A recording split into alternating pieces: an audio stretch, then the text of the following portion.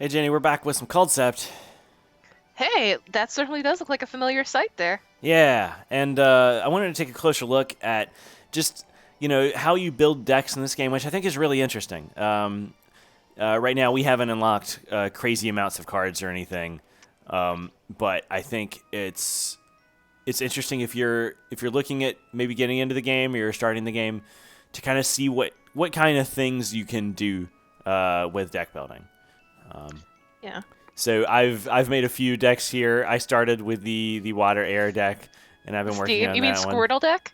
You know, uh, Yeah. so yeah. So if you look at the bottom screen here, we have some more stats on it. hmm Um, so I've started with that one, and every time you modify the deck, it resets your number of wins. But it's interesting to see how it's doing. If you don't change it for a while, you can kind of keep those stats. I'm starting to build a Fire Earth deck, but I don't have a So lot of those. Charmander. You know, and then I have a third one we can talk about later. Um, Okay. but general rule of thumb with building a deck in this game, you have 50 cards, 20 creatures, 15 items, 15 spells, each give or take five. Yeah.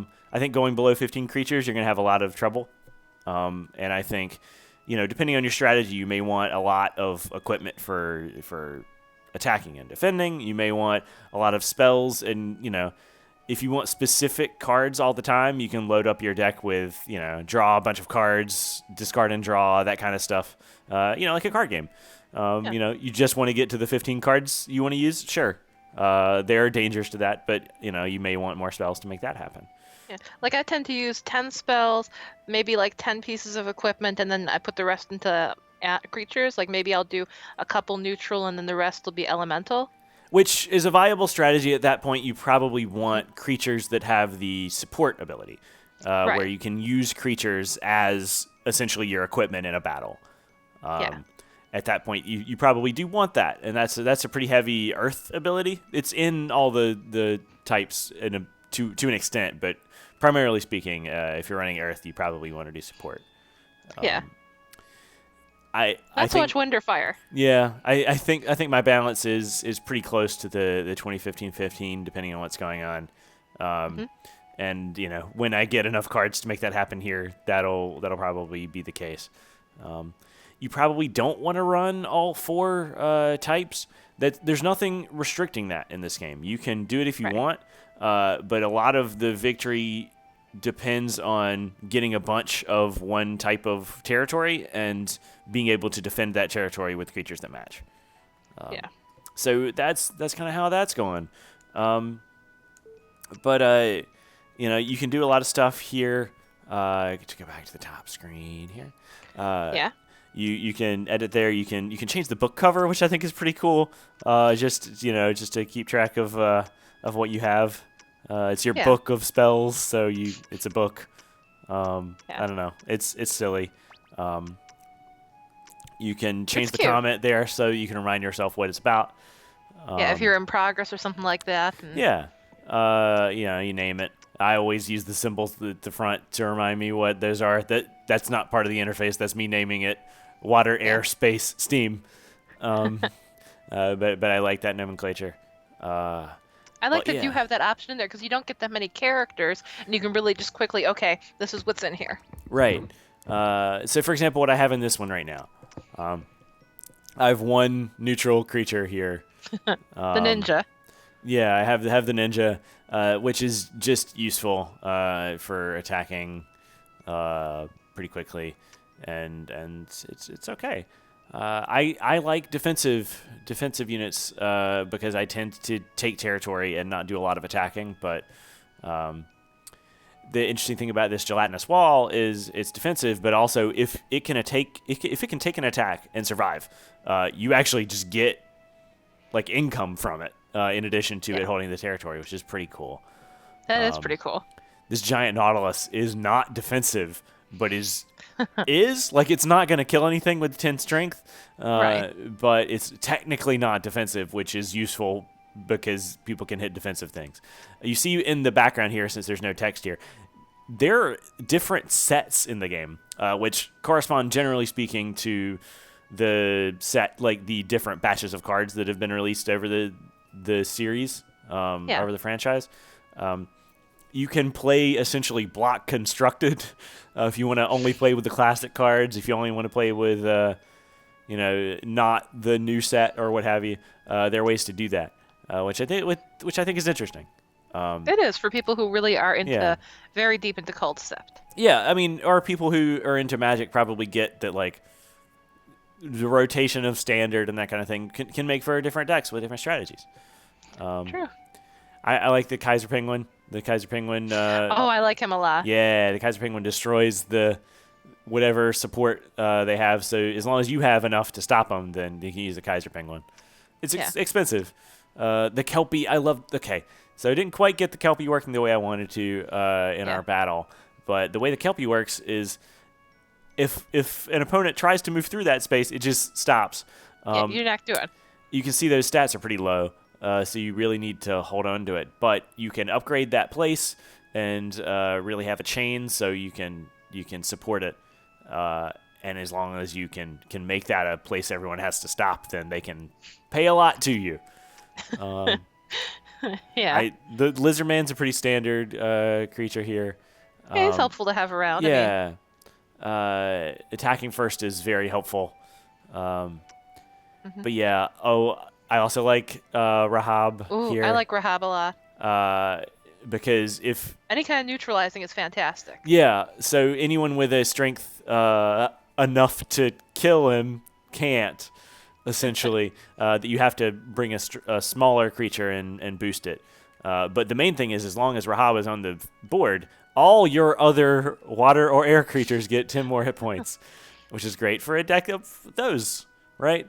Yeah. Yeah. And then there's a bunch of things in here you can see. If you get into the... And also, I love this. If it uses a keyword, you can just tap on the screen and see what those mean, right? Right. Which is pretty cool. It is. And there's a little bit of strategy in here. I guess you don't have to listen to us. But boy, don't have to go a thing through thing here. I like the Wall of Ace because it's very cheap, and it's a 60 hit point defense item. I like Cornfolk. And if you put it on the right type of land, then it's just fantastic. Yeah.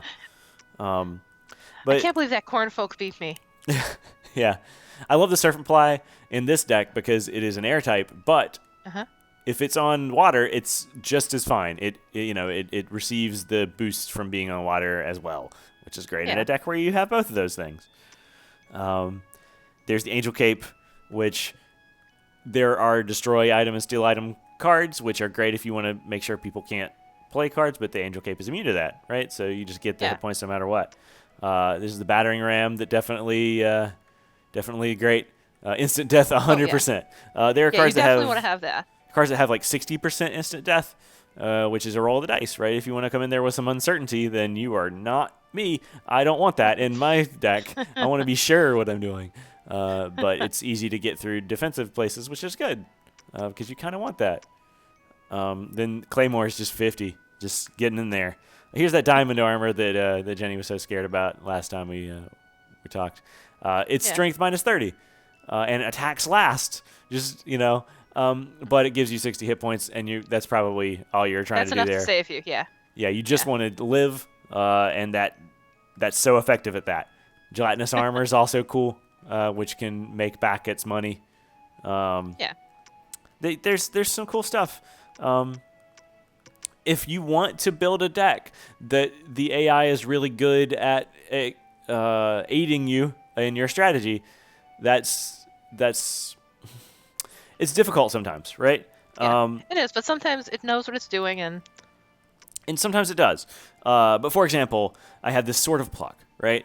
It is a strength plus 40, and it's a critical hit when the creature has a rarity of N, of a common, essentially. Most of my creatures are N. The computer does not know that. It's not looking at your deck and figuring that out. It's not looking at your deck and saying, oh, hey, well, you have all water and air, so then this thing that benefits water and air is better. Right. it doesn't always recommend that kind of thing, which is it's good that it doesn't just tell you the optimal thing because you can turn off your brain at that point. To win, you should do some things the computer's not telling you to do. That's true. But yeah, I have stuff like that. I have this silver plow, which is, the AI doesn't really recommend that you keep it. You get too many cards in your hand. What should you get rid of? This one, because it only That's a gives you good 10. card. But Yeah. if you can survive a battle using it, then you've just gotten the cheapest upgrade available. Especially you get up to the point where you're paying like 600. Just pay 30 and you can use that card. If you can live. Yeah. If you can live. Which you're more likely to with the slight boost, right? It's something. Yeah. But yeah, there's some cool stuff. I have Holy Word 1 and Holy Word 8 in here. There's Holy Word 3 and 6. You can check on the site. I have a whole feature about the dice of Culdcept. I think they're really interesting in what you can do. Yes. But the ability to make someone move 1 is so huge. Not just because it slows them down, but because the chances of them landing there normally are pretty low. And also, on a board with branching paths, making them go exactly 8 spaces for this, sure, that's useful, but there might be multiple options. They still might be able to avoid that ridiculously powered up defensive monster that you're going to try to hit them at, right? With 1, generally speaking, they're probably going to have to land on the next space. It almost feels like cool. anything that's more than 1 is really kind of geared more toward using on yourself. Yeah. To kind of really help make sure, okay, I'm going to not land on somebody else's super powered ice wall. It's going to completely end the game. Yeah, and I think there are some of these cards that feel a little vestigial. Like Holy Word 3 there are very few reasons to run a card that's Holy Word 3. But you want to do it. Like Fly is great for yourself because it makes you go really far. But one deck I really want to show is I've been making this defense deck, which you can make a deck that makes Culdcept play very differently, right? It's not just move, attack, move, attack. This deck is entirely built on never, ever invading anyone. Really? Yes. And so let me show what you got. So this deck is blue focused. Your goal is to get all the water territory or get other territory and convert it to water. Upgrade it, defend it, and then just keep upgrading it until you have enough value to win the game. So it's got a lot of defensive stuff. It's got a lot of making the battles predictable so you can win them. It's got Undine, because Undine's really strong if you have a lot of blue territories, and that's your goal here. Your goal is to have like half of them and have them be all that. So this is just all water here. A lot of ways to defend, and then just a lot of equipment. I'm surprised how many good water creatures you already have this early in the game. Yeah, so it's pretty low on creatures here because you're not going to run through them that much. It's all about getting them on the field and then preserving them. This Petrify Stone is an item that just makes you have 80 hit points and makes your strength nothing, which is fine because you're never trying to kill anything in this deck. The drawback of that card is irrelevant to this strategy. And then especially the Silver Plow, if you can get that working here, you're just trying to raise your levels. Which I think is an interesting strategy. You do have... So here's the Trident. The Trident is the one thing you can use to increase your strength. But it's in there just as a little bit of variety.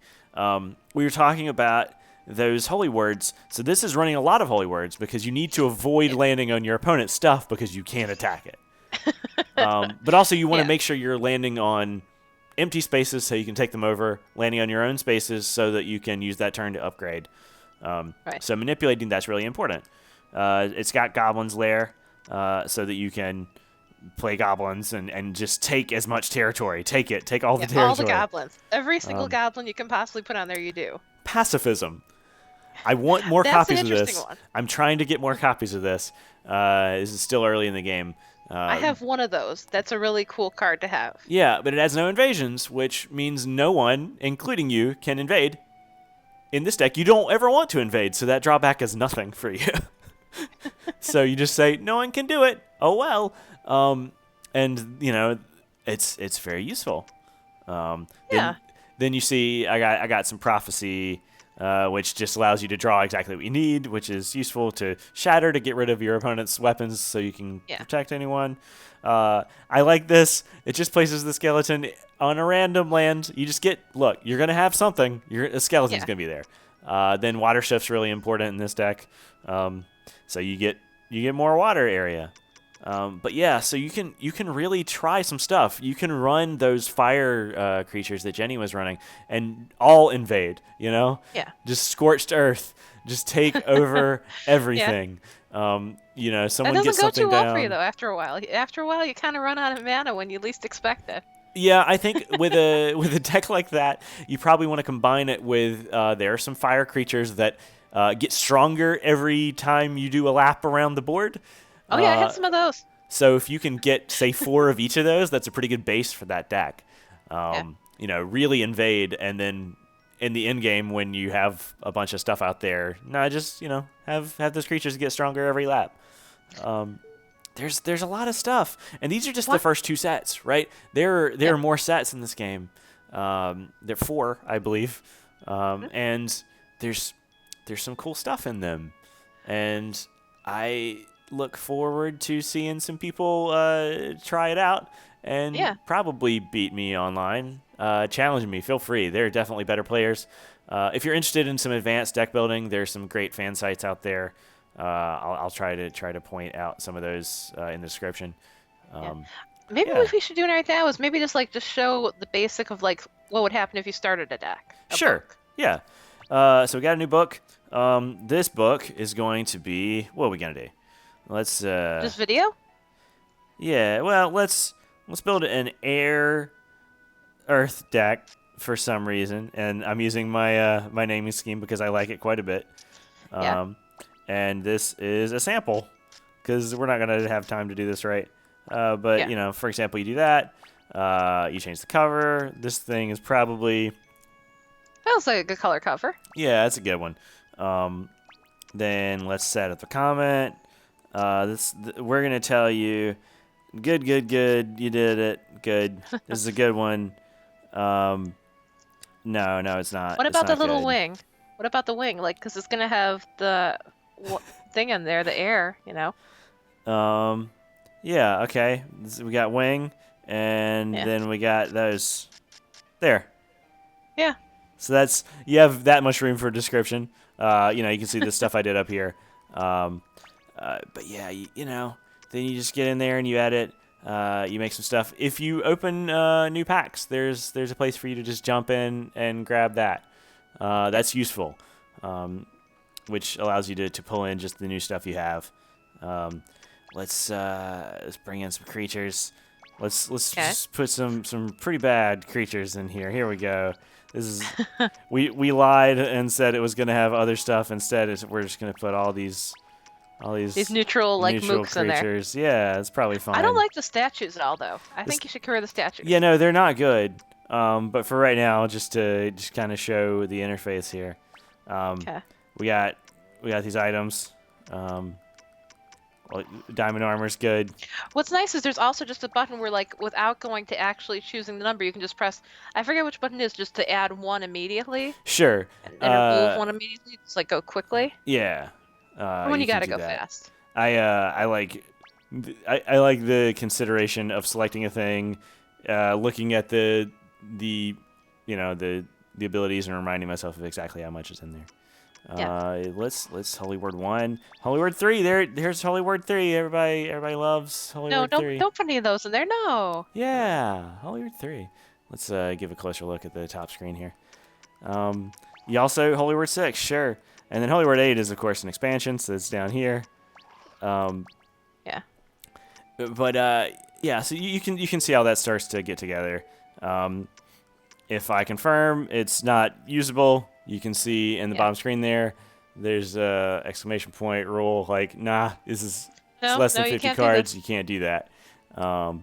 There's some advanced cards that little dragon icon there are cards that you actually can like shape and build, and those are And really evolve, cool. yeah. But also, if you don't want to use those, then there are rule sets that keep them out. But yeah, Which is that's really helpful for online, because online you don't know what the other people are going to have if you're just doing a random match, and sure. you can have that rule to kind of protect yourself. Especially early on, if say you haven't gotten far enough in the story to have any of those cards, and it's kind of unfair for other people to have more cards than you. Yeah.